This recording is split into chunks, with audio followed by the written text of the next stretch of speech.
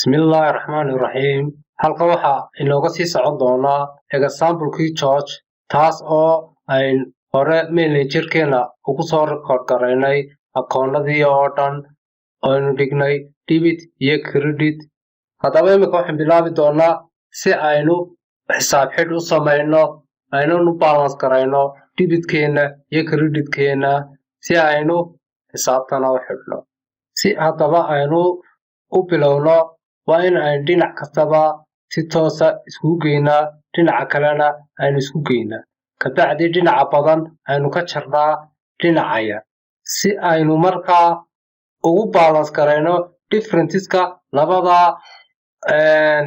inooga soo dhex baxa ugu balance garayn lahayn dhinaca yar si ay isku leekaadaan labada dhinac. Haddaba aynu ka bilowno account-kan cash banka debit side-ka waxaa noo yaalaa 50,000 iyo 6,000. haddii la isku geeyo waxay soo baxaysaa 56,000. markaa waxaan dhigan doonaa aynu oran doonaa debit waxaa noo yaalaa 56,000.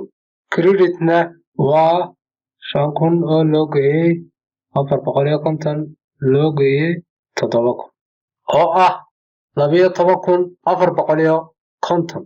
12,450.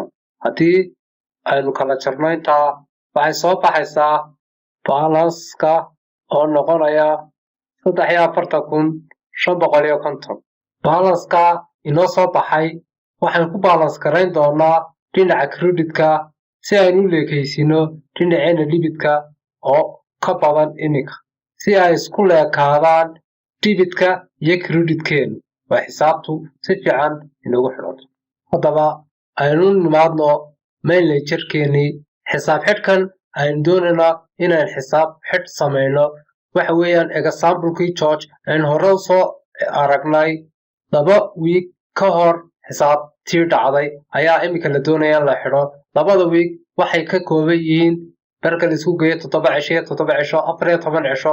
markaa waxaan xisaab xidhkeena aan date uga dhigaynaa amba taariikh aynu uga dhigaynaa 14-kii bishii afraad 2009.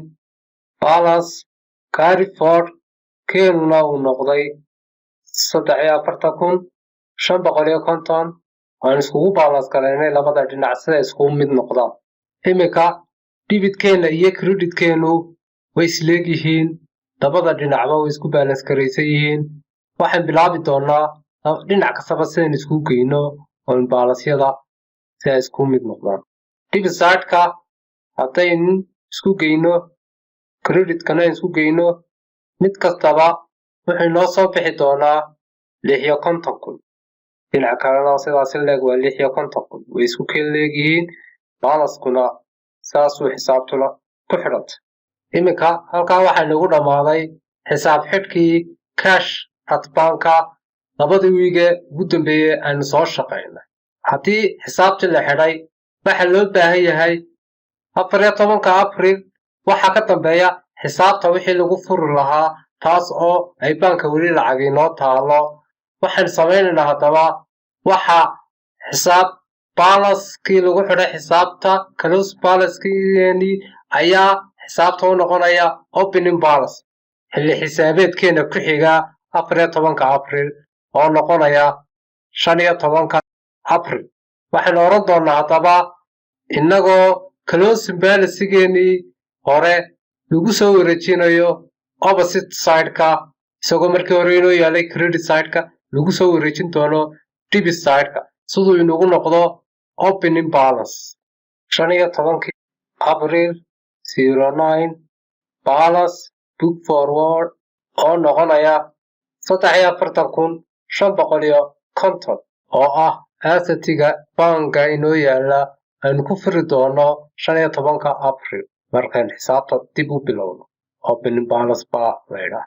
opening balance-geenu wuxuu inoo yaalaa dhinaca debit-ka. taasi waxay ku caddaynaysaa in aad lacag weli bankiga kuu taalo. laakiin waxaa dhacaya hadday credit-ka ku taalo dhinaca credit-ka hadday lacagtaas kuu ooli lahayd waxay kugu noqon lahayd liability ama dayn ayaad ku jirta amba lagu leeyahay. waa sax. haddaba aynu nimaadno account-ka kale capital account. Credit-ka waxay noo yaalaa 50,000 si aynu xisaab xidh u sameyno aynu balance gareyno marka hore labada dhinac debit-ka iyo credit-ka oo balance ku sameyno. Waxaynu ku aragnaa in uu credit side-keenu aad uga badan yahay debit side-keena. Waxaan sameyn doonaa weyn leekaysin doonaa debit side-keena iyo credit side-keena weyn leekaysin doonaa inagoo balance ku sameynayna kuna taariikheynayna xilligii xisaab xidhkeena ee 14 April 2009 balance carry forward oo noqonaya 50,000. Iminka debit-keena iyo credit-keenuba way isleeyihiin wayna isku balance garaysan yihiin. Waxaan sameyn doonaa labadoodaba sidaas ayaan ku xidhi doonaa inagoo mid walba laba line hoosta ka marin doonaa sidaan cadeyno inaan xidhnay account-ka. Capital-keena closing balance-giisu wuxuu ahaa dhinaca debit-ka. Opening balance-ga lagu furi doono xilliga dambe wuxuu noqonayaa opposite side-ka oo ah credit-ka.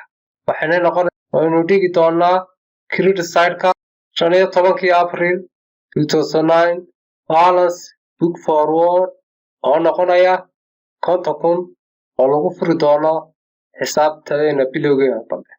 Aynu nimaadno account-nada kale hadaba purchase account. Purchase-ka 14 April 2009 closing balance ba lagu sameeyay oo lagu close gareeyay 12,000.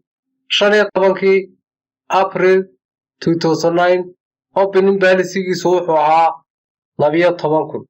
Payable-ka isagana haddaynu xidhno 14 April 2009 closing balance-giisu wuxuu ahaa 7,000. 15 April 2009 opening balance-giisu wuxuu noqonayay 7,000. Payable-ku wuxuu ka kordhaa credit side-ka. Opening balance-geenuna waa 7,000 oo credit side-ka ah.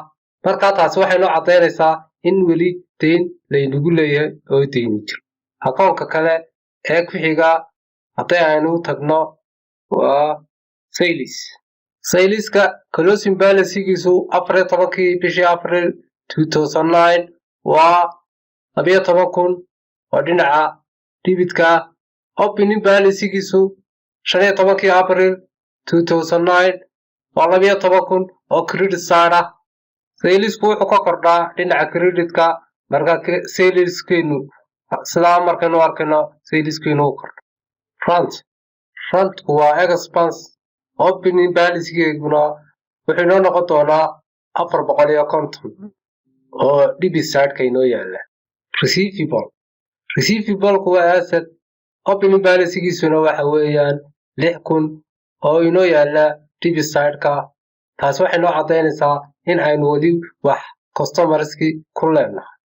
Motor vehicle waxay noo yaalaa debit side-ka. Opening balance ah 7,000 taas oo asset ah.